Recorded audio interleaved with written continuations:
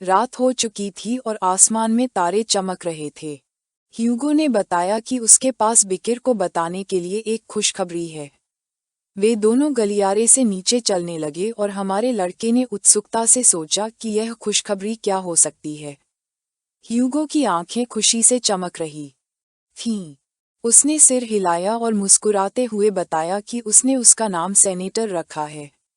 ये सुनकर बिकिर की आंखें आश्चर्य से चौड़ी हो गईं और उसका जबड़ा खुला रह गया। उसे विश्वास नहीं हो रहा था कि उसके कानों ने अभी क्या सुना है। हमारे लड़के ने अपनी निगाहें जमीन पर गड़ा दीं और शांत रहने की कोशिश की। वह जानता था कि सेनेटर का पद 7 काउंट्स के बराबर होता है। ह्यूगो शांत भाव से उसकी ओर मुड़ा, मुस्कुराया और सिर हिलाकर पुष्टि की कि वह सही था। एक सेनेटर वस्तुतः एक कुलीन घराने में असली शक्ति होता है और इस पद से ऊपर केवल वह और मुख्य कुलपति ही होते हैं। ह्यूगो का मन जिज्ञासा से भर गया। उसने थोड़ी पर हाथ रखा और सोचने लगा, शायद लगभग 100 साल के पारिवारिक इतिहास पर भी विचार कर रहा था। बिकिर अब तक का सबसे छोटा सदस्य था। बिकिर ने एक पल भी बर्बाद किए बिना अपना हाथ अपनी छाती पर रखा और परिवार के मुखिया के प्रति कृतज्ञता स्वरूप सिर झुकाया और वादा किया कि वह अपना सर्वश्रेष्ठ प्रदर्शन करेगा। ह्यूगो अपने विचारों से बाहर आया और उसकी आंखें खुशी से चमकने लगीं। उसे अपने बेटे पर गर्व हुआ। बिकिर जमीन की ओर देखने लगा और उसकी आंखें उदासी से चमकने लगीं। सिंदाई वेंडी, चिहुआहुआ और मिनी पिन की छवि उसके मन में उभर आई। उसने परिषद के सेनेटर की उपाधि पर विचार किया। हालांकि इसके साथ कई विशेषाधिकार जुड़े थे, लेकिन सबसे बड़ा लाभ ये था कि वह अपने सलाहकारों को स्वतंत्र रूप से नियुक्त कर सकता था। और उसके मन में पहले से ही कुछ लोग थे।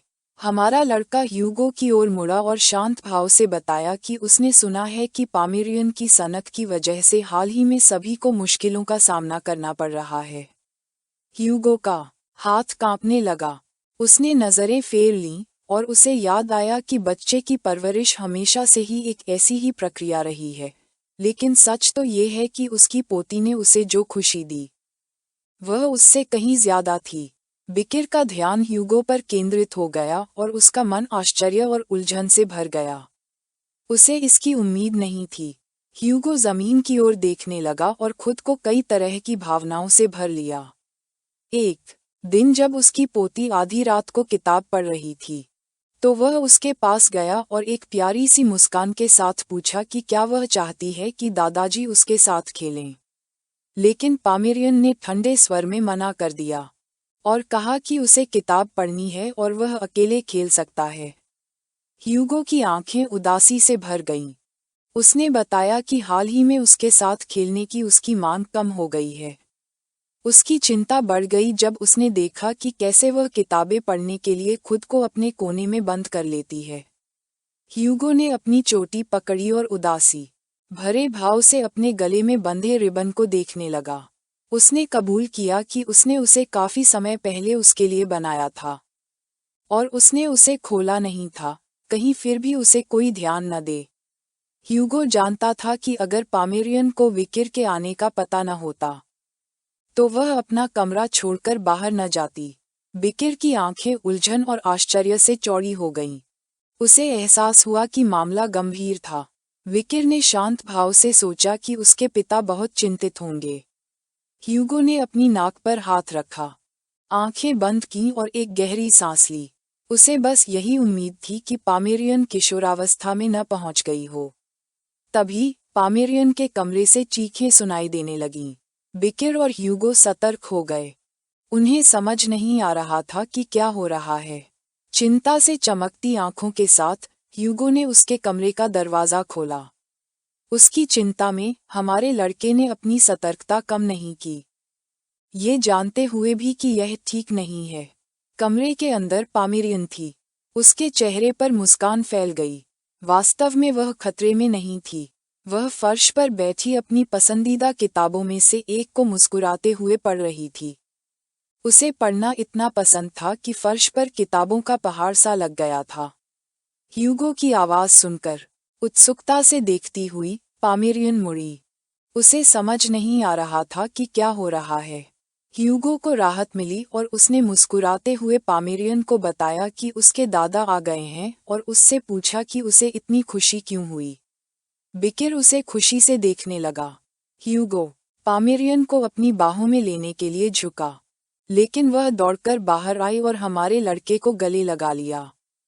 उससे पूछा कि उसे आने में इतनी देर क्यों हुई और उसने कबूल किया कि उसे उसकी याद आ रही थी। विकिर मुस्कुराते हुए उसके सिर को सहलाने लगा और देर से आने की बात स्वीकार की। उसे एहसास हुआ कि वह उसका इंतजार कर रही थी, आत्मविश्वास से भरी मुस्कान के साथ। उसने कहा कि वह हमेशा बिकिर का इंतजार करती थी। ह्यूगो की आंखें उदासी से चौड़ी हो गईं जब उसने देखा कि उसकी पोती अब उस पर ध्यान नहीं दे रही थी। खुशी से चमकती आंखों से उसने बताया कि आखिरकार उसे वह मिल गया जो वह चाहती थी। हमारा लड़का थोड़ा उलझन में था क्योंकि उसे समझ नहीं आ रहा था कि वह किस बारे में बात कर रही है। पामेरियन ने एक किताब खोली जो वह पढ़ रही थी। उसमें एक पेड़ की तस्वीर थी। उसने बताया कि वह उसे चाहती थी। बिकिर का ध्यान उस पेड़ पर था। वह स्पा का पेड़ था। ऐसा कहा जाता है कि जादू के सर्वोच्च गुरु असयर्ट से मुर्दाघर ने इसे श्वेत नमक रेगिस्तान में काले पहाड़ों में दुश्मन की बाढ़ के बीच में लगाया था। यह एक मन्ना वृक्ष था जिसने जादूगर के हृदय में जड़ें जमा लीं और आत्माओं के कर्मों से पोषित होकर विकसित हुआ। इसके बीज के अंकुरित होने की शर्त थी बड़ी संख्या में मौतें। इस आत्माओं के वृक्ष के फल खाने से कोई उन आत्माओं से शक्ति प्राप्त कर सकता था जिन्होंने उर्वरक का काम किया था। बिकिर ने आत्माओं के वृक्ष को पहचानकर आश्चर्य से ध्यान से देखना शुरू किया, जो केवल मिथकों में दिखाई देने वाली छवियों की दुनिया का एक वृक्ष था। उसने सोचा कि क्या वह इतनी सारी किताबों और उनकी सारी सामग्री के बीच इसे खोज रही थी। उसे किताब दिखाते हुए पामेरियन ने एक कोमल भाव प्रकट करते हुए कहा कि वह इस वृक्ष को लेना चाहती है। हमारा लड़का जानता था कि उसे इस कलाकृति की ओर आकर्षित करने वाला केवल एक जुनून नहीं था। काले जादू में उसकी अद्भुत प्रतिभा थी, इसलिए ये स्पष्ट था कि वह नियति की ओर आकर्षित थी। विकिर के निर्णय लेने से ठीक पहले ह्यूगो खड़ा हो गया और उसका ध्यान अपनी ओर खींच लिया। पामेरियन और विकिर मुड़े और कुछ उलझन में पड़ गए। क्रोध से चमकती आंखों से ह्यूगो विकिर को घूरने लगा और बोला कि उसे नहीं पता कि वह क्या है, लेकिन अगर वह पामेरियन की इच्छा थी तो उसे बिना किसी असफलता के लाना होगा, चाहे इसके लिए उसे कोई भी कीमत चुकानी पड़े। इसके साथ ही मिशन पूरा माना जाएगा।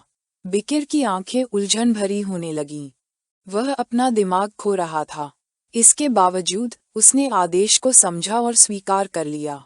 यह आयरन ब्लड स्वॉर्ड परिवार का एक मिशन आदेश था। उसे आत्माओं का वृक्ष प्राप्त करना था, जो एक अत्यंत कठिन कार्य था। कुछ दिनों बाद हमारा लड़का दुश्मन के काले पहाड़ों की बाढ़ के पश्चिमी मोर्चे पर ऊंचाई 207 की ओर चल पड़ा। बिकिर झाड़ियों के बीच से अपना रास्ता बनाने लगा। वह सोचने लगा। उसे याद आया कि किताब की सामग्री के अनुसार आत्माओं के वृक्ष का स्थान सीमित था, क्योंकि दुश्मन के काले पहाड़ों की बाढ़ में वहां केवल सफेद नमक का रेगिस्तान था। हालांकि उसे इसके अस्तित्व पर गंभीर संदेह था। वापस लौटने से पहले आत्माओं के वृक्ष के बारे में जानकारी लगभग न के बराबर थी, और इसे किसी अज्ञात युग में किसी पौराणिक व्यक्ति द्वारा रोपा गया एक पौराणिक वृक्ष ही माना जाता था। बिकिर ने अपना हाथ बढ़ाया और उसका ध्यान बेल्जेबूब तलवार पर केंद्रित हो गया। आखिरकार तलवार के साथ भी यही हुआ था, इसलिए ये पूरी तरह संभव था कि वह वृक्ष मौजूद हो। बिकिर ने आह भरी। हमारे लड़के के कपड़ों में मैडम की संतान थी। वह गुस्से से लाल हो गई।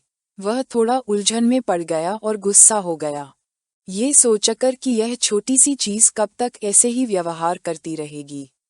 हमारे लड़के ने उसे फिर याद दिलाया कि पिछली परीक्षा के दौरान उसकी अप्रत्याशित हरकतों ने उसके आसपास के लोगों को खतरे में डाल दिया था। इस वजह से मृत्यु के प्रति अवमानना प्रतियोगिता में किसी भी दुर्घटना से बचने के लिए उसने उसे रिंग के बैरियर के अंदर रखा था। छोटी मकड़ी बहुत गुस्से में थी। बिकिर ने अपना गाल छूना शुरू किया और मैडम की मकड़ी के साथ छात्रों की लड़ाई को याद करने लगा। बेशक इस हंगामे की वजह वही था, इसलिए उसके पास भी कहने को ज्यादा कुछ नहीं था। कुछ ही देर बाद बिकिर नमक के रेगिस्तान मालातर पहुंच गया। बिकिर ने ध्यान से देखना शुरू किया और कई सड़ते हुए जानवरों की लाशें देखीं। बिकिर नीचे झुक गया और जैसे ही उसने नमक को छुआ, उसका हाथ तुरंत कमजोर पड़ गया। ऐसा लगा जैसे उसके शरीर के अंदर का सारा पानी नमक ने सोख लिया हो। बिना समय गंवाए उसने अपना हाथ हटा लिया और उसकी आंखें आश्चर्य से चमकने लगीं, क्योंकि जैसी उम्मीद थी, उसके शरीर की नमी तेजी से कम हो रही थी। बिकिर खड़ा हो गया और इस जगह के इतिहास को याद करते हुए अपने विचारों में डूब गया। बहुत समय पहले एक दुष्ट देवता के आंसू सूख जाने से मालातार रेगिस्तान का निर्माण हुआ था। उस जमीन ने अपने भीषण सूखे के कारण जिस किसी चीज को छुआ, उसकी नमी सोख ली और अनगिनत जीवों को ममी में बदल दिया। बिकिर का ध्यान अपने हाथ पर था, हालांकि यह जानकारी थी कि आत्माओं का वृक्ष यही है। अब उसे समझ आ गया था कि कोई उसे क्यों नहीं ढूंढ पाया था। उसने जानवरों की लाशों को देखना शुरू किया और उसे एहसास हुआ कि एक साधारण इंसान या कोई जादुई जानवर इस रेगिस्तान को पार भी नहीं कर सकता। इस जमीन पर कदम रखते ही वे निर्जलीकरण से मर जाएंगे। हमारे लड़के ने अपना हुड पहना और उसकी आंखें आत्मविश्वास से चमक रही थीं। फिर भी उसने ध्यान केंद्रित किया। पलक झपकते ही बिकिर ने नमक के कारण अपने हाथ से खोई हुई नमी को फिर से पैदा कर दिया। नदी की लकड़ियों के आशीर्वाद और दलदली जलपरी की पुनर्योजी शक्ति से वह सचमुच इसे हासिल कर सका। बिकिर नमक के रेगिस्तान में उतरा और अपनी मंजिल की ओर चल पड़ा। हमारा लड़का 2 घंटे से ज्यादा समय से चल रहा था। तभी बिकिर को अपने बाएं घुटने में कुछ अजीब सा महसूस हुआ। उसने अपना हुड ठीक किया और उसकी आंखें चमकने लगीं, जिससे वह सतर्क हो गया। जैसा कि उसे शक था, उसे एहसास हुआ कि सिर्फ किताब में दी गई जानकारी पर भरोसा करना उसकी भूल थी। अगर वह ऐसे ही चलता रहा तो वह बाहर भी नहीं निकल पाएगा। रेगिस्तान। तभी उसका ध्यान किसी चीज पर गया और उसकी आंखें आश्चर्य से चौड़ी हो गईं। उसके सामने एक शक्तिशाली बवंडर आया। यह एक रेतीला तूफान था। उसने मन ही मन कोसा, ये सोचकर कि यह अचानक कहाँ से आ गया, जबकि उसे इसके आने का आभास भी नहीं हुआ था। बिकिर बवंडर के रास्ते से हटने की कोशिश में एक तरफ हट गया। बिकिर की योजना काम नहीं आई क्योंकि धीरे धीरे बवंडर उसके करीब आ रहा था। दृढ़ निश्चय के साथ उसने छोटी मकड़ी से कहा कि जब तक वह उसे सुरक्षित न बता दे, तब तक वह बाहर न आए, उसे चेतावनी देते हुए कि यह खतरनाक है। डर के मारे छोटी मकड़ी उसके कपड़ों के अंदर छिप गई। बिकिर ने अपनी तलवार बेलजेबूब निकाली और उसमें अपना मन डाल दिया। वह जानता था कि बिना किसी निशान के मिटने से बचने के लिए उन्हें तूफान का मुकाबला एक मजबूत शक्ति से करना होगा। उसने ध्यान केंद्रित किया और बास्करविल्स की तकनीक 7 का इस्तेमाल किया और फिर जोर से अपनी तलवार घुमाए।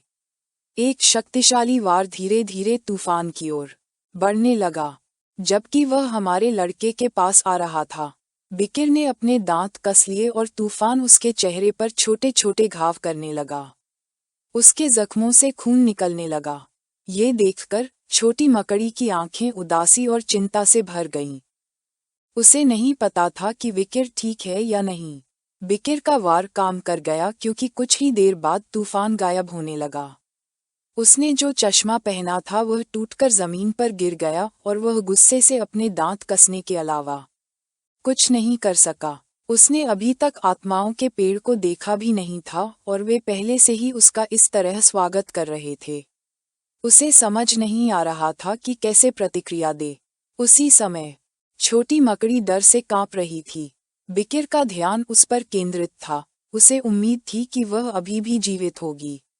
वह कांपती रही और मुस्कुराते हुए बिकिर ने उससे कहा कि अब जब सब कुछ खत्म हो गया है तो वह बाहर आ सकती है, और उससे पूछा कि वह ऐसा क्यों कर रही है। बिकिर से कुछ ही दूरी पर एक नुकीले दांतों वाला राक्षस था। उसका ध्यान उस पर टिका हुआ था और उसकी आंखें डर से चौड़ी हो गई थीं। बिकिर उठ खड़ा हुआ और सतर्क हो गया। उसे समझ नहीं आ रहा था कि क्या हो रहा है। उसकी आंखें आश्चर्य और उलझन से चमकने लगीं। उसे विश्वास नहीं हो रहा था कि उसकी आंखें क्या देख रही हैं। वह छोटी मकड़ी फिर से हमारे लड़के के कपड़ों में छिप गई और डर के मारे खुद को रोक नहीं पाए। उनके सामने एक विशाल पेड़ था और वे एक राक्षस की लाश के मुंह में खड़े थे। विकिर को समझ नहीं आ रहा था कि क्या हो रहा है या ये जगह क्या है। यह वीडियो खत्म होता है।